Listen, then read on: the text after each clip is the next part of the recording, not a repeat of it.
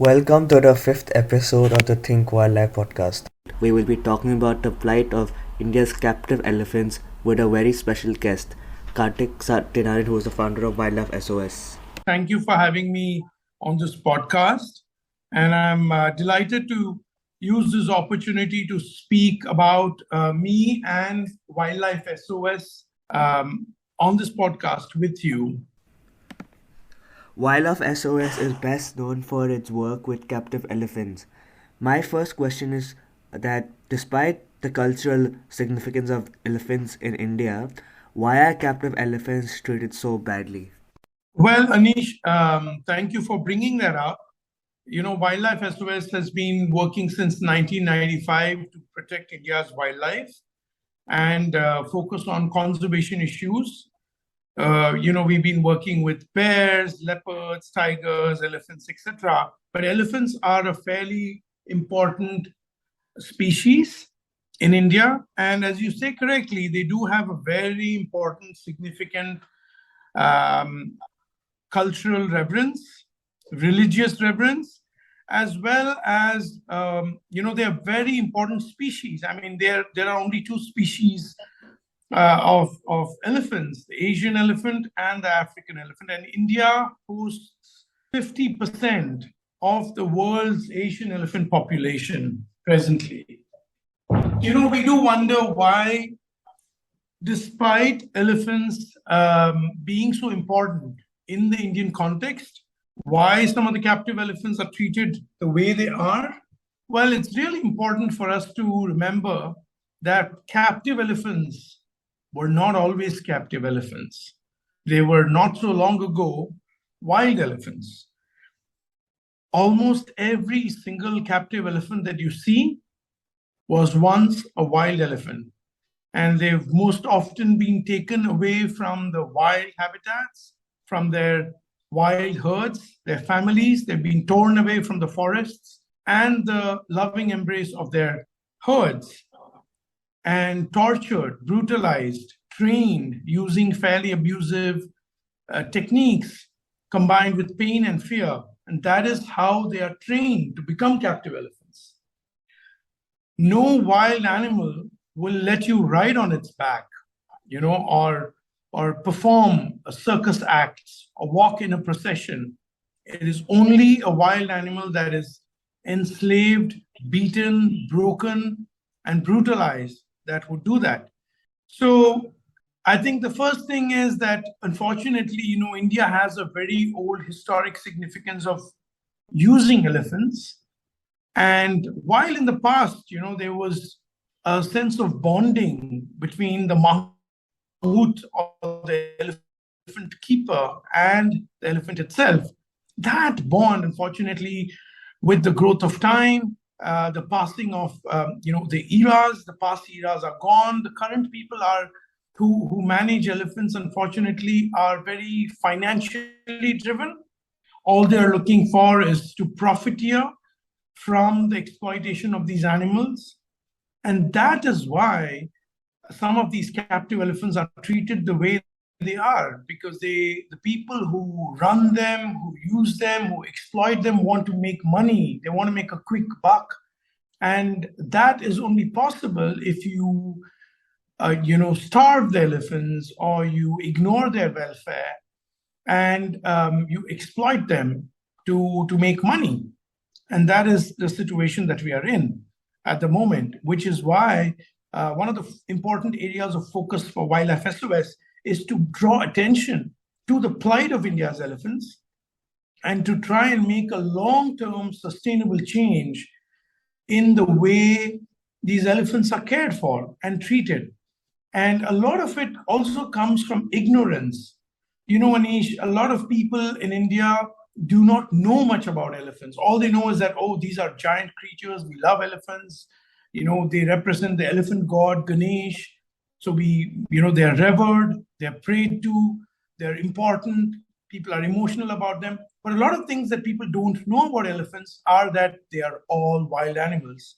Number two, they have the largest brains of any mammal. I mean, any land mammal. They are the world's largest land mammals. So you can imagine the amount of emotions, intelligence that brain can pack in, and they never forget. There's a famous saying, elephants never forget.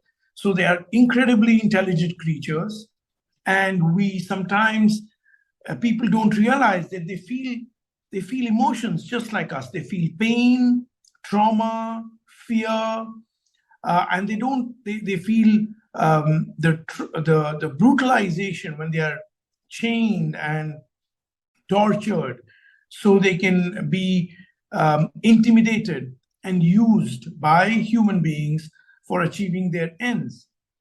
And so this is something that people need to become more aware of. And also it's important for people to be more aware of what a true elephant's habitat is in the forest. And these animals have soft footpads. They are creatures of the deep forest, and they are not animals that can be used in cities on concrete and tar roads and things like that.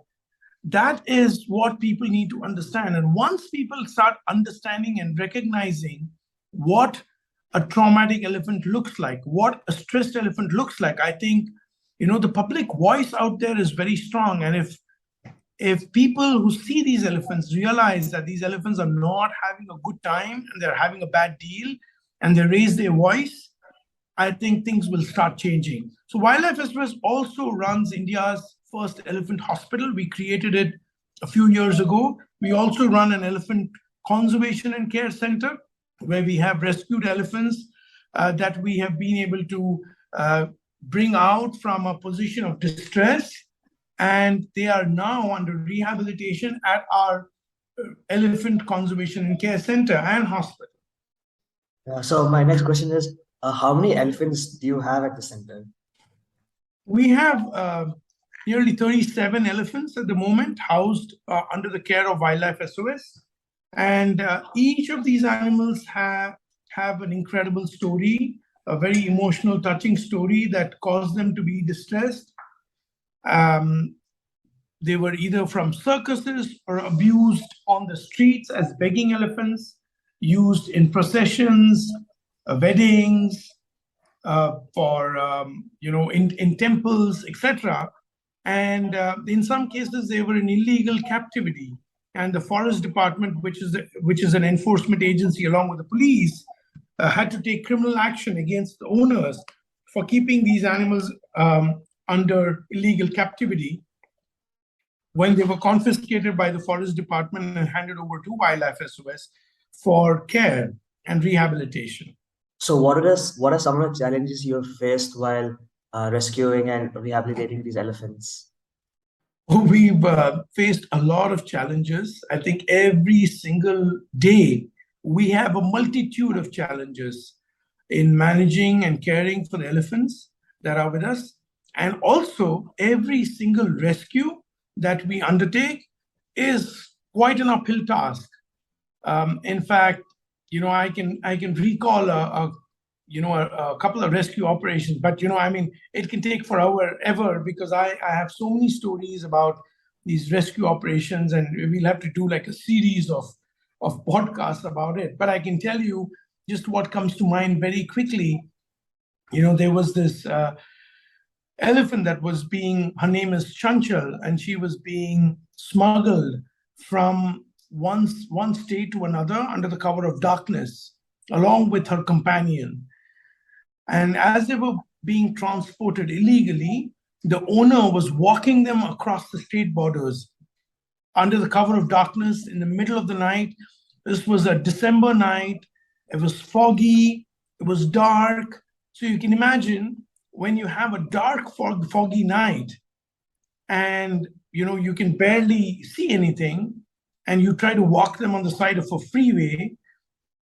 I mean, which a truck is going to be able to spot two gray shadows in the middle of a foggy road? So obviously, there was no way anybody could see these elephants. So a truck came pell-mell down that freeway and smashed into both these elephants.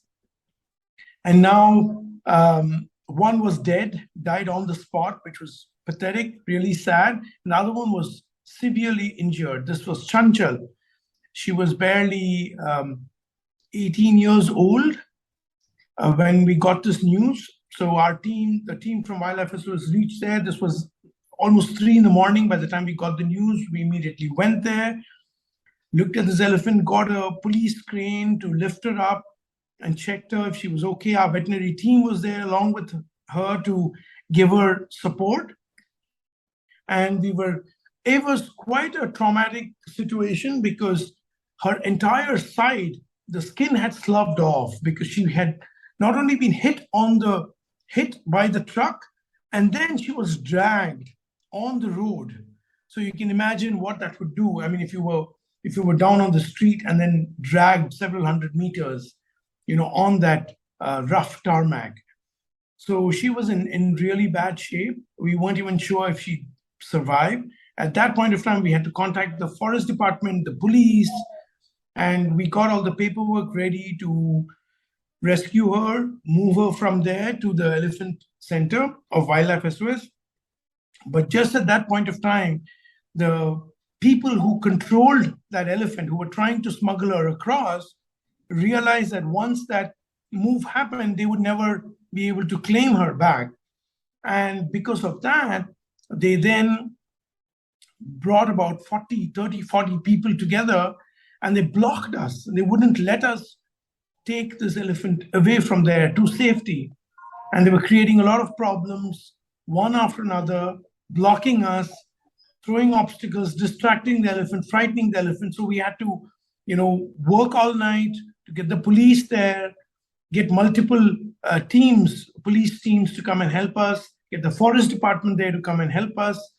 And then with great difficulty, we had to stave off that hostile gang who was trying to stop us from moving this elephant, and then get Chanchal loaded up onto the elephant truck. And then we had to escort her out of there because these guys the hostile teams they're all part of the cartel, and we have to constantly deal with the cartel while dealing with elephants. And they didn't want us to move the elephant out of there. So they were constantly following us.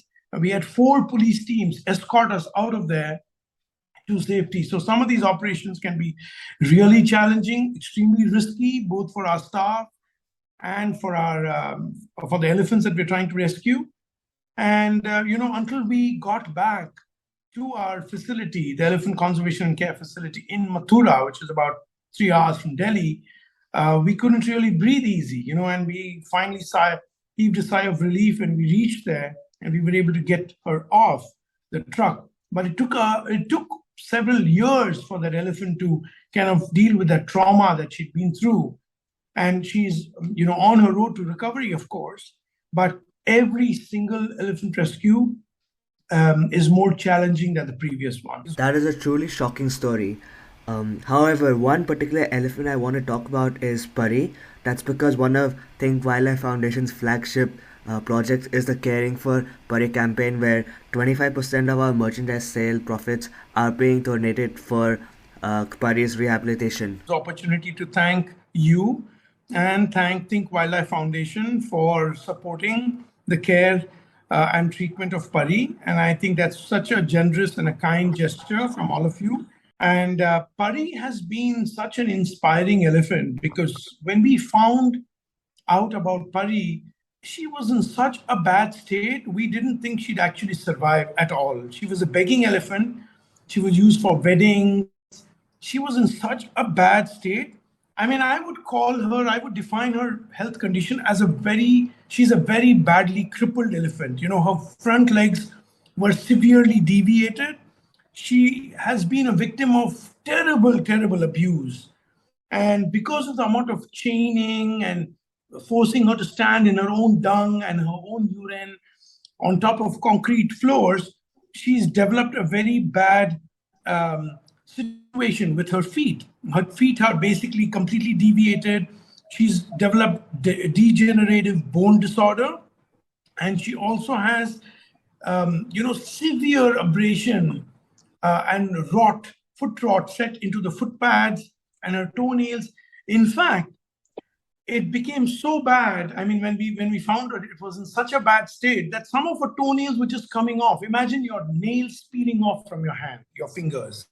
That's how bad her situation was.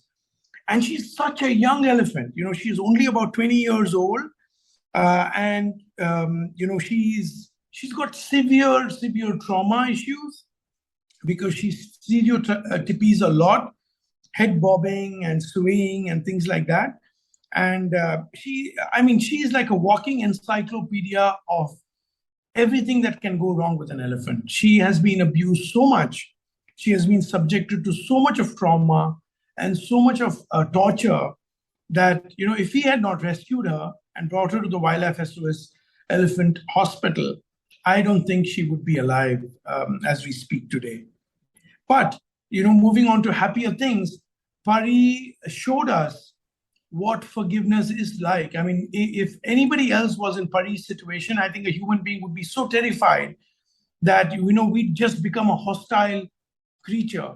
But she's so forgiving. She allows us to treat her. She allows us, the team at Wildlife SOS, the elephant care staff, and the wildlife veterinarians to provide care, to treat her legs. We've even had a chance to pull debris and metal pieces out of her legs. So that's how badly she was, cared for. And of course, she was starved. She was kept on a starvation diet. So when she came to us, the first thing we did was offer her bananas. And she showed us what a banana-loving monster can be. She turned into this amazing animal who just fell in love with bananas. She loves them. And we used bananas to motivate her for her treatments and to move her around. And she fell in love with one grassy spot outside the elephant hospital where she loves to hang around whenever she's at the hospital visiting the vets and getting treatments. So I think, Pari has been such an inspiration for us that we should never give up on an elephant in distress. However bad their situation could be, they can still recover and heal if they're given time, expert veterinary care, love and affection. That is certainly a very touching story indeed. So my next question for you is that there are 37 rescued elephants at the Wildlife SOS Elephant Rescue Center. So do you have any plans on rewilding these elephants? And what are some challenges with reintroducing elephants into the wild? So Anish, the issue with captive elephants that we've rescued, I mean, these are broken, abused, tortured elephants. And you just heard about, the stories of Pari and Chanchal and what kind of situation they were in before they came to us. So these animals have been taken away from the wild at a very young age. They're probably a calf, maybe 6 months to 18 months age or something like that when they're torn away from their mothers. And to ensure that an elephant can survive in the wild, that animal needs to know how to manage in the forests of India. It needs to know the seasonal water holes. It needs to be accepted into a herd. The elephant needs to understand what are poisonous vegetables, fruits, and fodder, and what is available in which season, in which place. Plus, it needs to know all the corridors that elephants use to move from one place to another, migratory corridors. So basically, there's a lot of knowledge that is handed down from the mother to the calf and from the aunts and the entire herd to the calf. And the calf learns in the first 4 to 5 years how to keep pace with the herd and how to manage life in the wild. And sadly, when elephants are taken away from the wild and turned into captive elephants, that knowledge is lost because we cannot now play a role of mother elephant and teach that knowledge and imbibe that knowledge into that elephant. So sadly, much as we hate to accept it, it is going to be quite impossible to revive elephants that have been abused to a state of, brokenness And in this pathetic situation that we receive these animals in, it would be unrealistic for us to expect these animals to be able to survive in the wild on their own, because they need constant medical care, they need veterinary support, they need treatment, they need to be cared for probably their entire lifetime if they need to survive. So putting such animals in the wild might be, might be a death knell for them. So rewilding is possible when we have an elephant that's completely healthy, has still age on its side, is a very young elephant, maybe less than 3 or 4 years old, can still be reunited with a herd, and it's something that we have to experiment with. And captive elephants have learned to expect food to be provided to them by humans. And wild elephants don't expect that. Wild elephants go around finding their own food. So to put a captive elephant out in the wild and rewild it would mean to change that entire expectation. And that would be, I think, fairly ambitious if we try to do that with elephants that are presently in our care. But that said, if we have an opportunity in the future where we can reunite an elephant calf back with its herd, or get a young elephant back in the wild, we will certainly not miss that opportunity. We would put a GPS collar on that elephant and put the elephant back out there and try to help her stay in the wild, because captivity is not a good deal for these elephants. But sadly, at this situation, at this present moment in time, we do not have any elephants that would fit that bill. That is certainly a very unfortunate situation, and that also leads me to my next question. So, India has about 3,000 to 4,000 captive elephants. So, while all them cannot be rescued and rewilded for sure, what is the way forward in creating a better life for these gentle giants? Yes, there are over 3,000 elephants in captivity. It is a large number of elephants, and we cannot possibly rescue every single elephant. So what Wildlife SOS is doing is we are working on trying to change mindsets of people. That's a very big challenge. And, I think institutions like yours, Think Wildlife Foundation, can play a major role in helping us get this knowledge out to people. And if people become less ignorant and are empowered with the knowledge of what happens to captive elephants, then I think we can reduce the demand for the use of captive elephants, and the abuse of these elephants can also be reduced. Wildlife SOS is also running workshops, training courses for mahouts, elephant care staff, elephant managers, and veterinarians to try and get a higher level of mahout care, humane methods of management for these elephants out there, so that people who are looking after the elephants can be trained to provide a better degree of care, a higher level of care for the animals that they're responsible for. And of course, the Wildlife SOS Elephant Hospital and the Wildlife SOS Elephant Conservation and Care Center functions as a living, breathing model of what can be done to provide care to elephants that are in captivity. So we invite elephant managers, elephant mahouts, elephant veterinarians, and anybody who's associated with caring for elephants in captivity, including several state forest departments, to come and collaborate with us and work with us and train with us and attend some of our training workshops to take this knowledge, which we are constantly trying to disseminate, so they can make a difference to the thousands of captive elephants that are in India, right at their locations, so they can have a better life of dignity and honor. So, in the Wildlife Amendment Act of 2022, there was quite a lot of discussion regarding elephant ownership laws. What are your opinion about these changes to elephant ownership? So there was a move to address the Wildlife Protection Act of 1972 and bring about some amendments. But I think several organizations across India, including Wildlife SOS, sent in their comments requesting the government to review this and reconsider this amendment. And I think the latest update is that the government is reconsidering this, and the amendment hasn't come into effect yet. It's still under reconsideration. And we are hopeful that the government of India will place substantial checks and balances to ensure that the amendments that are made are in the interest of enforcement of the law and do not allow for any loopholes for illegal traffickers or illegal movement of elephants. And if not, they will reconsider the entire amendment as a whole.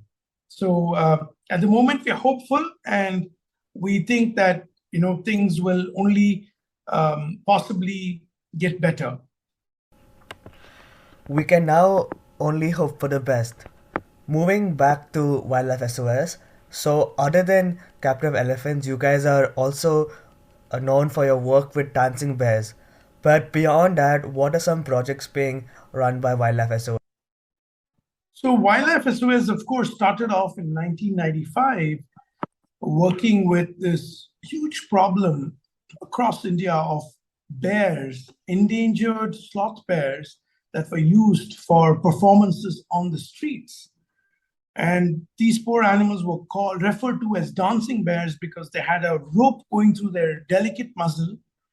And that rope went through a hole that was pierced using a red-hot iron poker. And this was done when the bear was a baby. It was a cub that was stolen from the wild. The mothers were killed. The cubs were stolen and trafficked illegally. Again, bears and elephants both receive the same level of protection under Indian law as a tiger does. But despite that, this problem was there, and it had been going on for 400 years. So Wildlife SOS was able to work successfully in collaboration with the government, as well as local communities, and using a very sustainable model by which we empowered women. We sent children to school that belonged to the community of Kalandars so that they did not have to continue to exploit bears for their livelihood. And we gave alternative livelihood options and rehabilitated 3,000 families so they didn't have to depend on exploiting bears to support themselves and for earning a livelihood. So that brought about a sustainable change, and we've been able to put this entire practice to bed. And hopefully we will never have dancing bears again in this country, in India. In addition to that, Wildlife SOS also runs 5 hotlines in several parts of India: Delhi NCR, in Gujarat, in Agra and Mathura, as well as in Baroda in Gujarat, and in Jammu and Kashmir. And these facilities are basically a hotline that collaborates with the police, the forest department, and the municipal authorities. So people, members of the public, when they see a snake or an animal in distress or a conflict situation, they can contact Wildlife SOS and have us send someone to help them rescue that animal, create awareness, and put that animal back in the wild.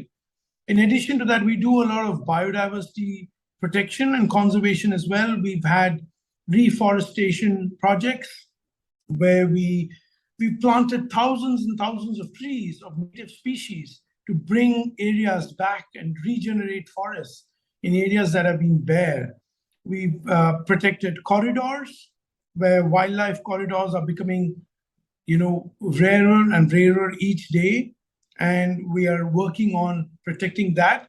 In addition to that, we run rescue centers for tigers, leopards, as well as any animal that is in distress. Unfortunately, I think I could safely say that, we do have a disease of not knowing how to say no to an animal in distress. So we just say yes if there is a problem, whether it's a crocodile, a snake, an elephant, a tiger, a leopard, a hyena, a pangolin, whatever it is that needs assistance, we are always there to step in and help protect those animals, create awareness, and put these animals back in the wild.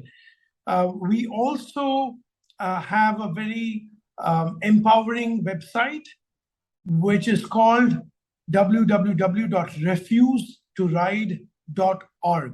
And we use this website to empower responsible tourists who visit India, who must read this if they can before they come. It will teach them and give them a lot of information about what goes on with captive elephants and why they must think twice before getting on top of an elephant and going for a ride. And it's a very irresponsible thing to do, to get on top of an elephant, because that is how the chain of abuse, torture, and trauma for these animals start. So these are some of the things that we do with Wildlife SOS. But at the moment, one big thing that we are working on is expansion of the Elephant Hospital campus. And we hope it's very ambitious. We hope to have it at 110 acres with thousands and thousands of trees and capability to house up to 70 rescued elephants. That's what we're working on. And we are trying to raise financial support to procure the land, install the fencing and the perimeter walls, put in the elephant enclosures, the ponds and the barns for these animals, and build another hospital, as well as the staff areas for our mahouts to stay close to the elephants and monitor them. So that's what we are really working on. And I'd welcome everybody who's listening to this podcast to please check out wildlifesos.org if they have a chance, and partner with both Think Wildlife Foundation and Wildlife SOS to be a part of this legacy to protect elephants and other wildlife in India and keep them preserved and safe for the future. So my final question for you is that how can the general public support Wildlife SOS and the great work you guys are doing? The general public can help Wildlife SOS by, firstly, I think just joining us, subscribing to our newsletter. They can just go to www.wildlifesos.org and subscribe to our newsletter so they get updates. And they can also empower themselves by going to www.refusetoride.org and just contributing to the support and the medical care of our animals. They can go to our website and see how they can donate. They can donate in kind by contributing equipment like ambulances, cranes, bulldozers, tractors that we need for caring for these animals. They could use a company's corporate social responsibility mechanism to help us, and also come and volunteer with us. They can do hands-on work. We have a volunteering program where they can come on, and all they have to do is email us at volunteer@wildlifesos.org to find out more about this. But they could choose an animal or a bunch of animals that they could sponsor, feed, and medical treatment for. And that is one way of directly getting involved with the care of the animals that we can make a difference to on a daily basis. But of course, more important than anything else, I would love for people to be a part of this movement and come and visit us, come and see what we are doing, so they can understand that nothing is impossible. If we put our minds to it, we can make a huge difference to these animals. They're voiceless and they need our voices. So that is a very positive way to end it. So thank you so much for your time, and we really hope that the elephants and bears at Wildlife SOS can continue to recover. Thank you, Anish. It was lovely speaking with you. Thank you so much for having me on your podcast.